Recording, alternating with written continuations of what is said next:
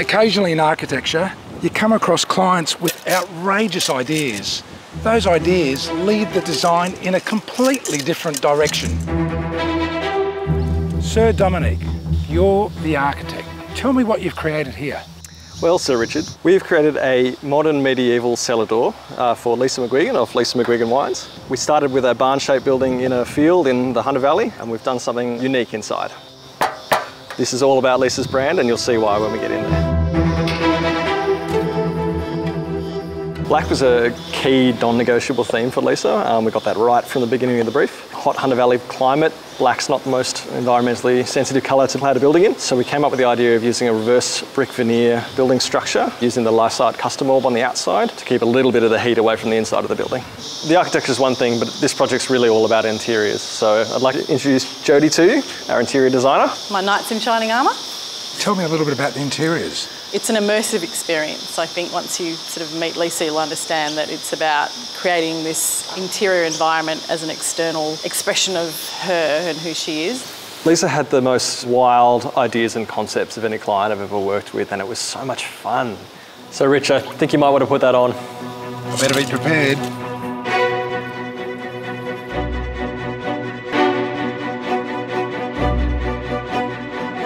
Richard, you've still got your helmet on.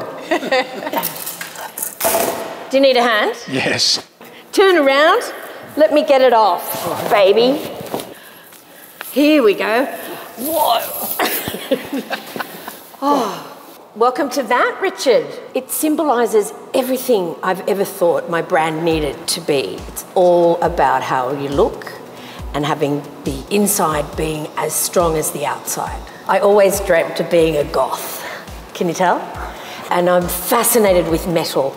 A lot of this has been built around a metallic finish. My grandfather was in the wine industry. My dad followed in his footsteps. My dad worked for Penfolds. And so my parents went on to build their own brand. And in the Hunter, there were only about 8 brands when I was growing up. There's now 165 cellar doors here. So you have to do something amazing to stand out. And having seen my father and my mother do all this branding, I've got a strong background for it. It doesn't mean I had to do it their way, because that would be really boring. I don't even know if anyone would want to come and see my cellar door if I'd just done it how Mummy and Daddy did it. So that's why I bring out my sword. And if anybody wants to tell me how to do it, you can back off. So Richard, mostly we taste wine. There's 3 things we do. We look at it, we smell it, and we taste it. But I also have this really weird thing. If you don't mind me holding your hand, sir. So when we taste wine, at the same time, could you just hold that wine in your mouth, and as you begin to swallow, the texture that you're feeling here. Yes. So this area here is Shiraz. Over here is a texture of a big gutsy Chardonnay. This is Prosecco. Oh, yes, I can you feel that? Yes, I can. Over here, Cabernet Merlot. So you can see that this all relates to different varietals. I don't know what I'm tasting, but it certainly feels good. Feels good for me too, Richard.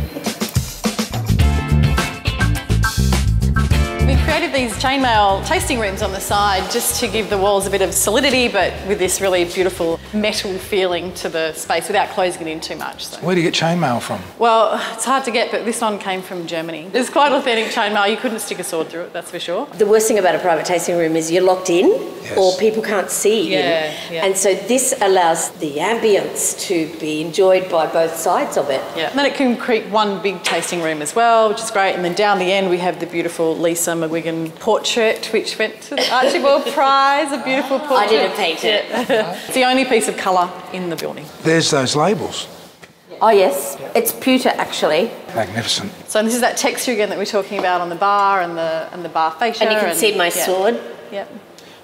The amount of wines that I buy, Yes. because I like the label, Yes. and now you're going to make it almost impossible for me to buy another wine. Well, that's what I'm trying to achieve.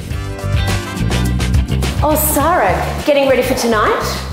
Looks good. I love my candles. Thank you. So this is the bondage room, which is what we use for events and for private bookings. It can be totally closed off, which is great when you've got a loud group.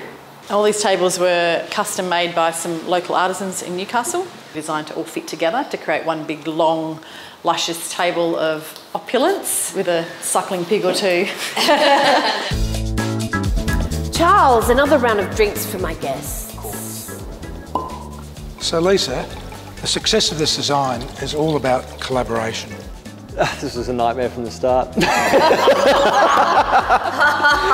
not at all. Lisa's ball of energy that she brought to the table was different to a lot of clients because her wild design ideas all made sense once you get to know her. It all comes together with this artwork behind me. You can see the cross and the Celtic look of that. That represents my family history. I grew up on vineyards. That's all I saw every morning when I woke up. And they're the vineyards that my father planted. There's a magpie, which is very symbolic to me because my grandmother taught me to speak to magpies. And the final thing, the loves of my life, my border collies. This is like standing at the altar of the vineyards.